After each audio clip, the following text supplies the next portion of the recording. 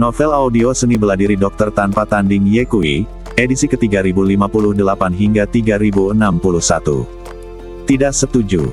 Mata tetua agung itu menunjukkan niat emosi, dan dia berkata dengan dingin, jika kalian tidak setuju, aku akan melakukan yang terbaik untuk membuat jiwa kalian terbang dan jatuh ke dalam reinkarnasi. Mendengar ini, Zi Yang Tianzun tersenyum mengejek dan berkata, kau pikir kau bisa membuatku takut sampai mati? Sungguh tidak tahu malu kau mengatakan itu. Hari ini, kamu pasti akan mati. Membunuh. Zi Yang Tianzun berteriak keras, dan energi ungu mengalir deras di sekujur badannya. Seperti dewa perang, dia bergegas menuju tetua agung dengan pedang di tangan. Ketika tetua agung melihat bahwa Zi Yang Tianzun tidak tergerak sama sekali, secercah tekad terpancar di matanya.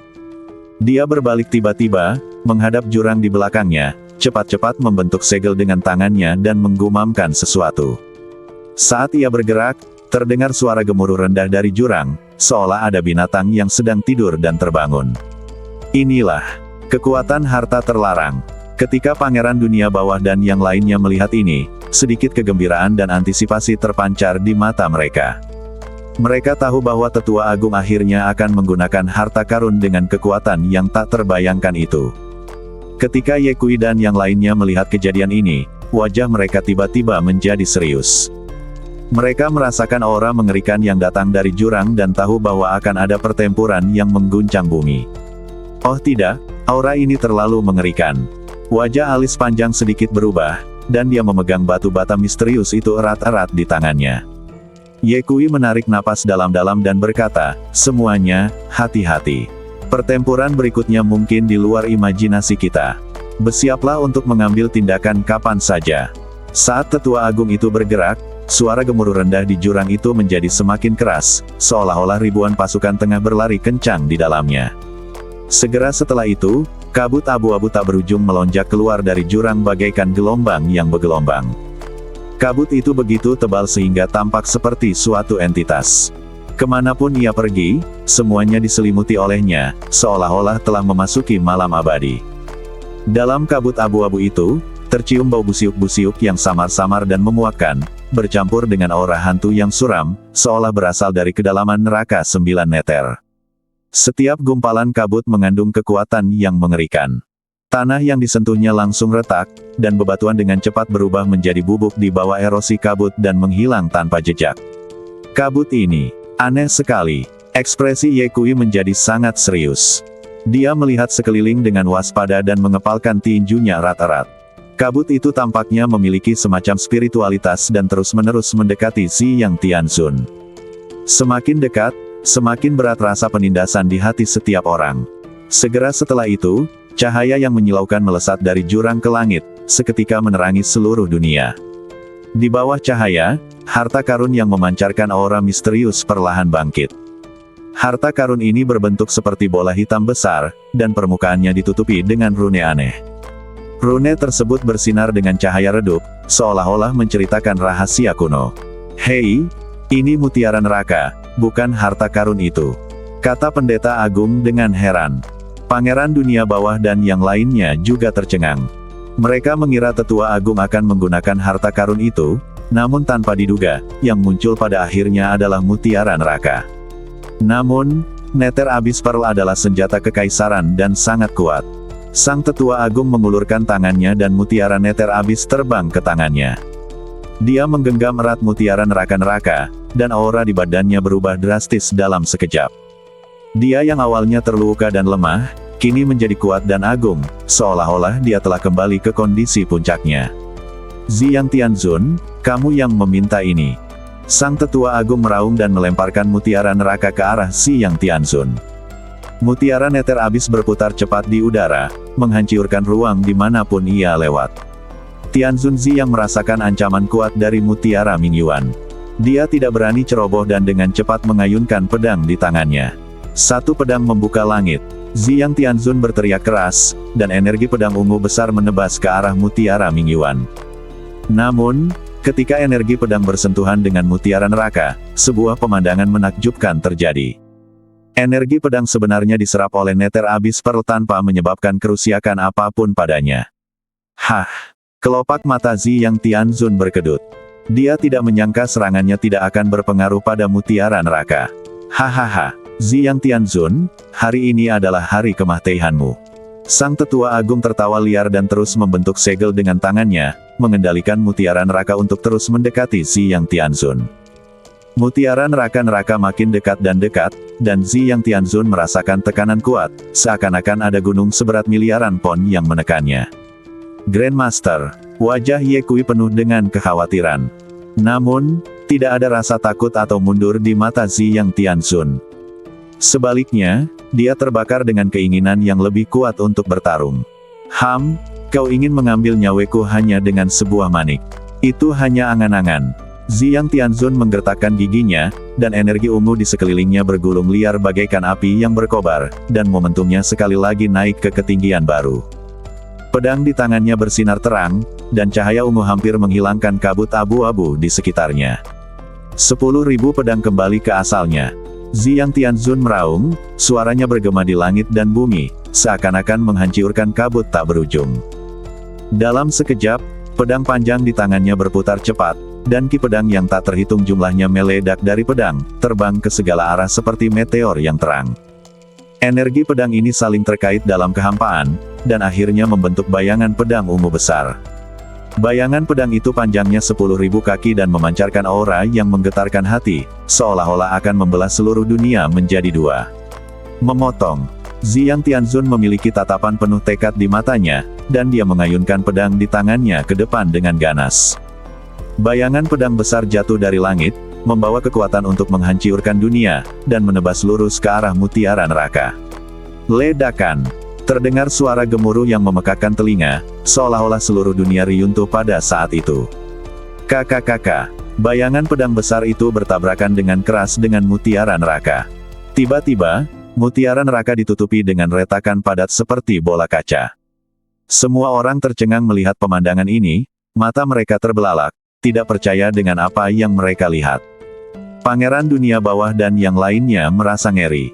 Mereka tidak pernah menyangka bahwa Ziyang Tianzun mampu mengeluarkan kekuatan tempur yang begitu dahsyat dan bahkan membelah senjata kekaisaran menjadi beberapa bagian. Ini, apakah kamu masih manusia? Detik berikutnya. Tidak mungkin. Bagaimana ini mungkin? Wajah sang tetua agung dipenuhi ketidakpercayaan dan suaranya menjadi tajam karena keterkejutan yang teramat sangat. Kemudian, dia melihat retakan pada mutiara neraka semakin membesar, dan akhirnya dengan suara embusan, retakan itu berubah menjadi pecahan-pecahan yang tak terhitung jumlahnya dan berterbangan ke segala arah. Saat mutiara neraka hancur, aura tetua agung langsung melemah, wajahnya berubah sepucat kertas, jejak darah mengalir dari sudut mulutnya, dan dia tampak menua puluhan tahun dalam sekejap. Dulu dia begitu agung, tetapi sekarang dia seperti orang tua yang hampir pingsan. Ziyang Tianzun berkata dengan nada membunuh, trik apa lagi yang kau miliki? Silakan gunakan. Rambut Ziyang Tianzun berkibar seperti dewa gila, dan dia berteriak pada tetua itu, apalagi jurus yang kamu punya? Silakan gunakan. Kau memaksaku melakukan ini. Sang tetua agung memasang ekspresi garang di wajahnya, dengan cahaya gila yang berkelebat di matanya. Segera setelah itu, dia dengan cepat membentuk segel dengan tangannya dan menggumamkan sesuatu. Mantra yang tidak jelas itu tampaknya mengandung semacam kekuatan misterius dan bergema di udara. Mengikuti tindakan tetua agung, jurang yang awalnya terisi kabut abu-abu mulai bergetar lebih hebat. Setelah beberapa saat, ledakan, suara gemuruh yang tumpul dan mengejutkan terdengar dari jurang. Suara itu sepertinya berasal dari bagian terdalam neraka 9 meter, dan setiap suara membuat gendang telinga orang-orang sakit. Lalu, di hadapan semua orang yang terkesima, sebuah kuali hitam besar perlahan muncul dari jurang. Kuali ini sangat besar, tingginya 1000 kaki, dan dikelilingi oleh kabut hitam tebal. Rune-rune aneh samar-samar berkelap-kelip di dalam kabut, seolah-olah menceritakan kisah tentang perubahan dan misteri yang tak berujung. Permukaan kuali itu diukir dengan berbagai macam pola aneh.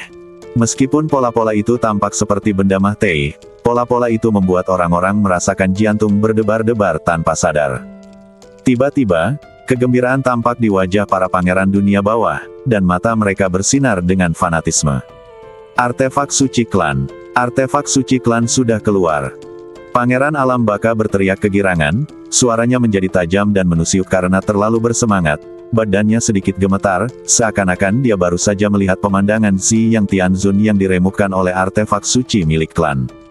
Tetua Agung akhirnya menggunakan senjata suci klan. Wajah tetua kedua juga dipenuhi dengan kegembiraan yang tak tertahankan. Dia mengepalkan tinjunya, hatinya dipenuhi dengan keinginan untuk menang. Menurutnya, selama artefak suci klan muncul, hasil pertempuran ini tidak akan lagi menegangkan. Seberapapun kuatnya seorang kaisar semu, dapatkah dia lebih kuat dari senjata dewa? Jangan lupa, Tetua Agung juga seorang kaisar semu. Sekarang setelah seorang kaisar semu mengaktifkan senjata suci, siapakah di dunia ini yang dapat menolaknya? Zi Yang Tianzun pasti tidak bisa menghentikannya. Zi Yang Tianzun sudah mati sekarang. Tetua ketiga bergema dari samping dengan senyum puas di wajahnya, seolah-olah kemenangan sudah melambai kepada mereka.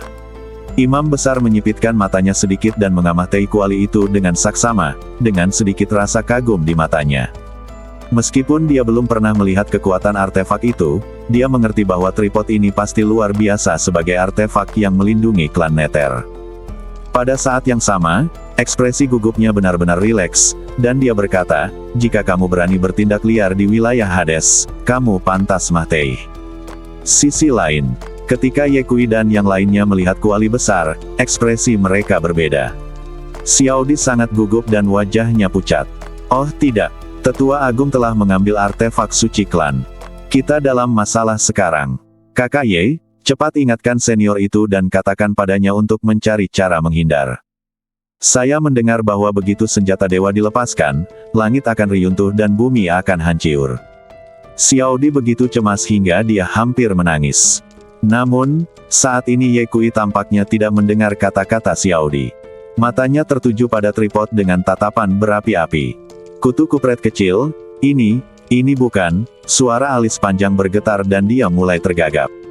Ya, itulah Qian Kunding. Ada kegembiraan yang tak terkendali dalam suara Ye Kui.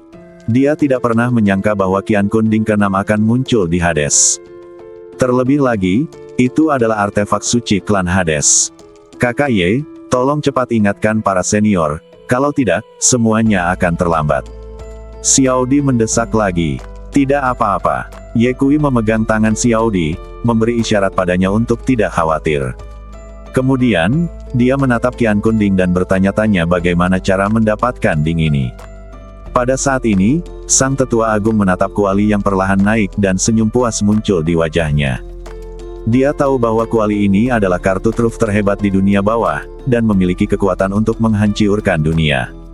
Selama dia bisa menguasai kuali ini, dia bukan hanya bisa membalikkan keadaan, tapi juga bisa membunuh Zi Yang Tianzun sepenuhnya. Kemudian, Tetua Agung menoleh dan menatap Zi Yang Tianzun, matanya penuh dengan niat membunuh, tetapi dia berkata dengan nada menyesal, Dao You, aku telah mengingatkan kalian bahwa ini adalah klan dunia bawah. Bahkan jika kalian memiliki tingkat kultivasi yang tinggi, kalian tidak boleh lancang. Tadi aku ingin bicara baik-baik denganmu, tetapi kau menolak untuk mendengarkan. Sekarang lihat apa yang terjadi.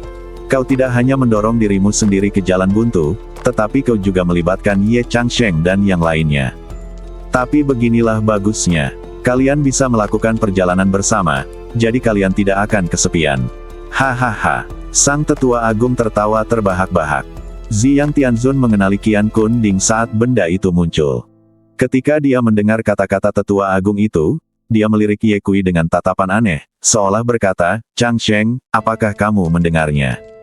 Orang tua ini ingin membunuhku dengan Qian Kunding. Melihat Zi Yang Tianzun tidak mengatakan apa-apa, tetua itu mengira Zi Yang Tianzun takut, dan mensibir, Dao You, waktunya hampir habis, ayo pergi. Setelah selesai berbicara, dia segera membentuk segel lagi dengan tangannya, menggumamkan sesuatu, dan mulai mengendalikan kuali besar itu. Mengikuti mantra tetua agung, rune di permukaan kuali bersinar terang, dan pola-pola aneh itu tampaknya menjadi hidup dan mulai berputar liar. Kuali besar itu juga mulai berputar perlahan, memancarkan aura yang sangat mengerikan. Ruang di sekitarnya tidak dapat menahan tekanan dan reruntuh. Pergi.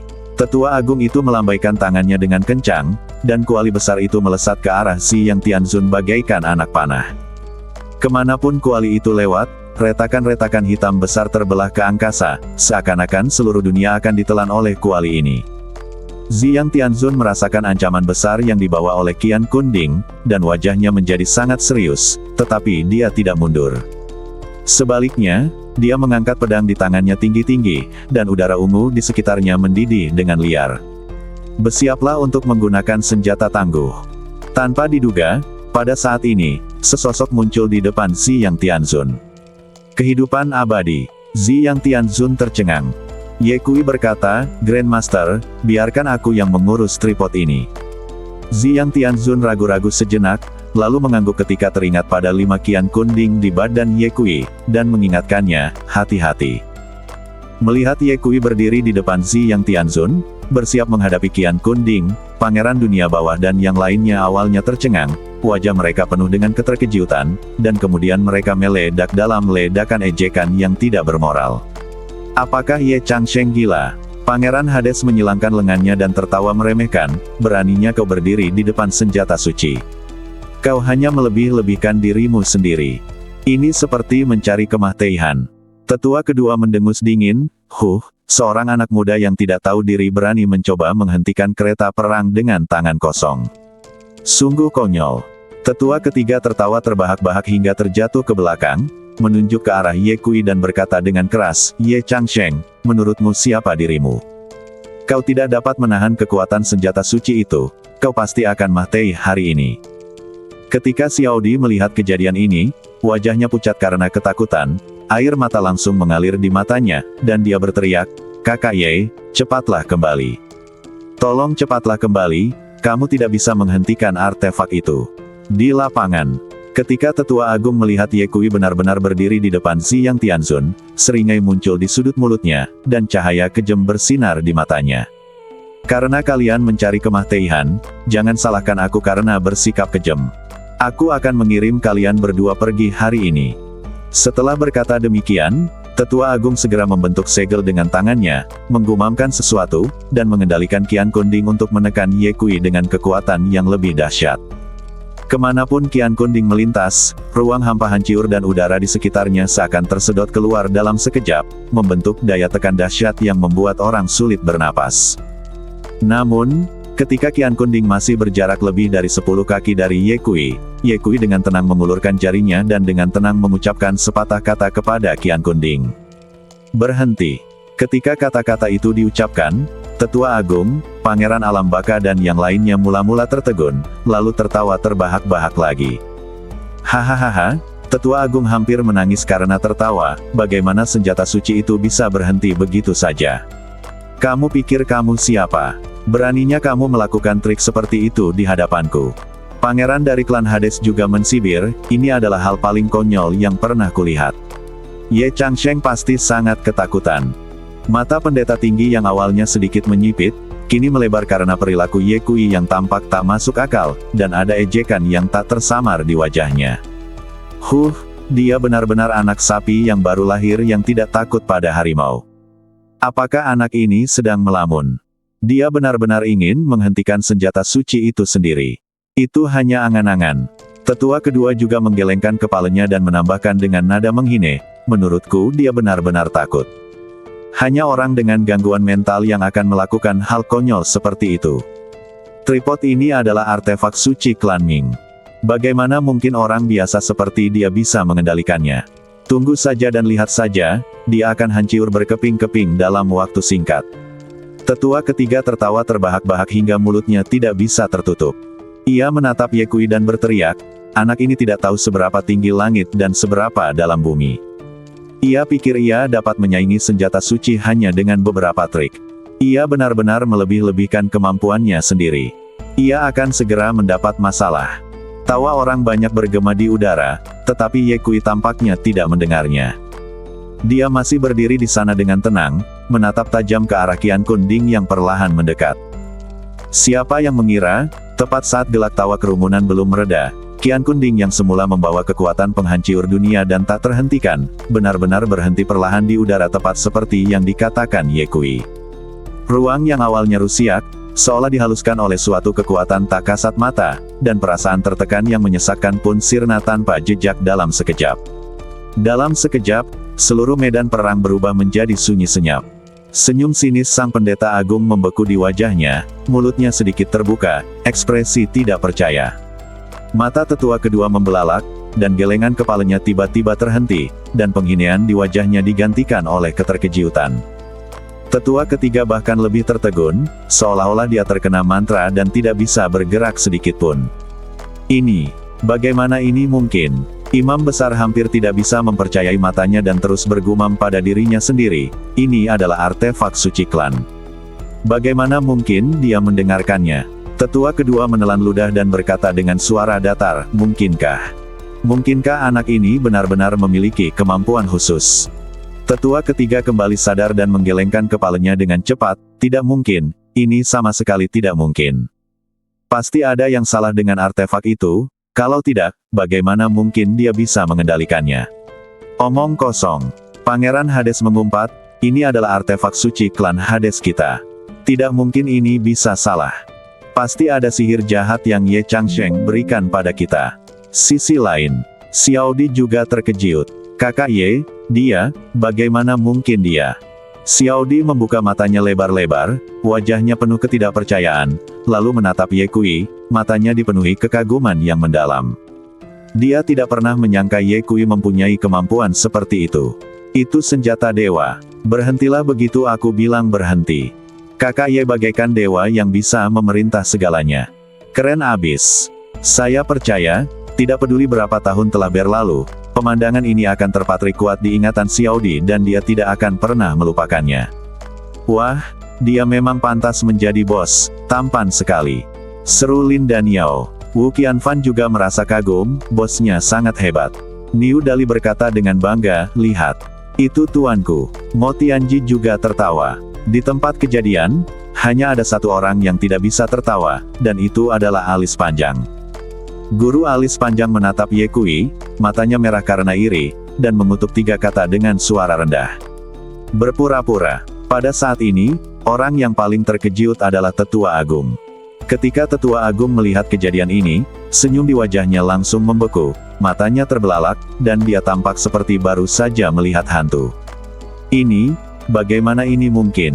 Sang Tetua Agung tidak dapat mempercayai apa yang dilihatnya. Ini adalah senjata suci klan dunia bawah, yang memiliki kekuatan untuk menghancurkan dunia. Bagaimana mungkin bisa dengan mudah dihentikan oleh seorang anak muda? Kamu, apa yang kamu lakukan pada Qian Kunding? Sang Tetua Agung membentak Ye Kui sambil menggertakkan gigi, tangannya terkepal erat, urat-urat muncul di punggung tangannya, dan butiran-butiran keringat muncul di dahinya. Dia tidak bisa mengerti mengapa artefak suci klan mau mendengarkan Ye Kui.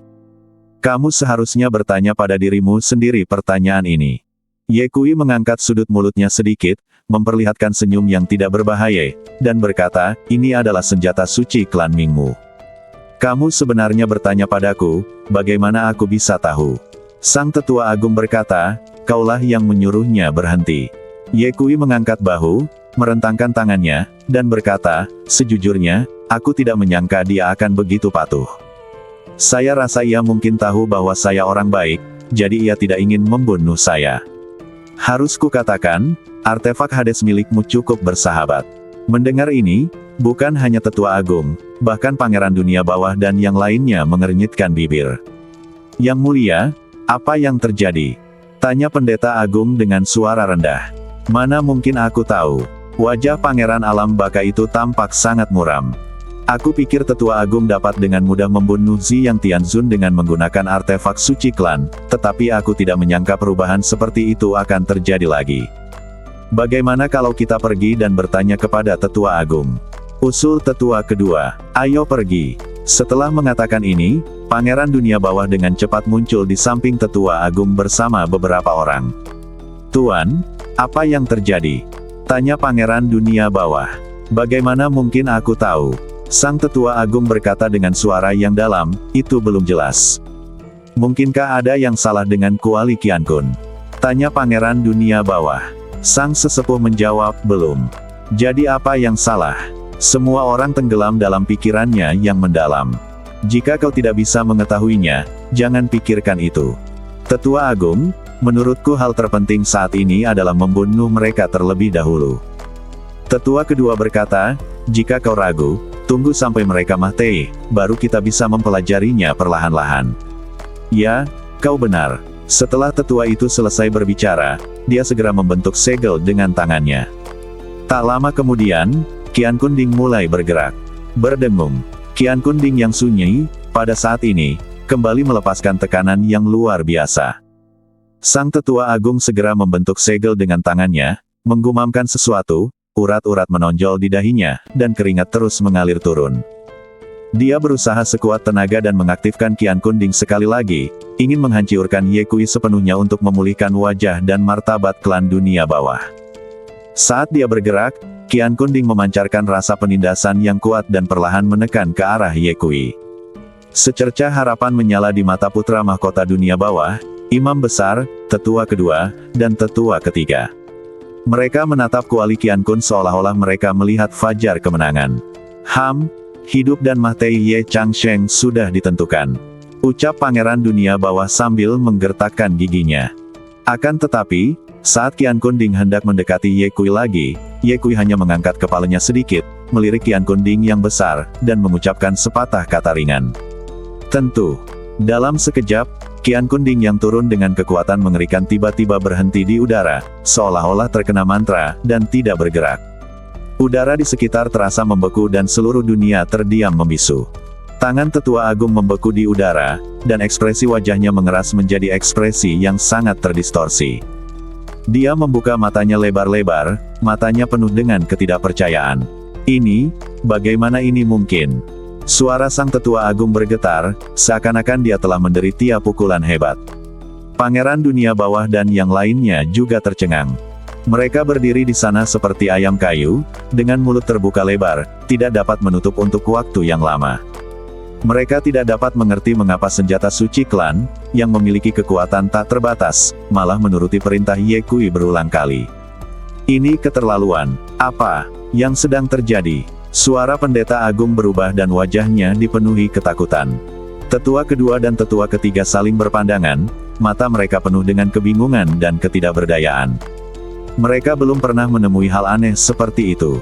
Artefak suci klan Hades benar-benar kehilangan kendali pada saat kritis dan dimanipulasi sesuka hati oleh orang luar. Ini juga sungguh menakutkan. Ye Kui menatap orang tua itu dan bercanda, jika kamu sudah tua, kamu seharusnya tidak bekerja terlalu keras. Kamu harus menerima usiamu. Ye Changsheng, tidak peduli sihir jahat apa yang kau gunakan, kukatakan padamu, di hadapan kekuatan absolut, semuanya akan hancur. Sang tetua agung menggertakkan giginya dengan enggan, membentuk segel dengan tangannya lagi, dan mengerahkan segenap tenaganya untuk mencoba mengaktifkan Qian Kunding lagi.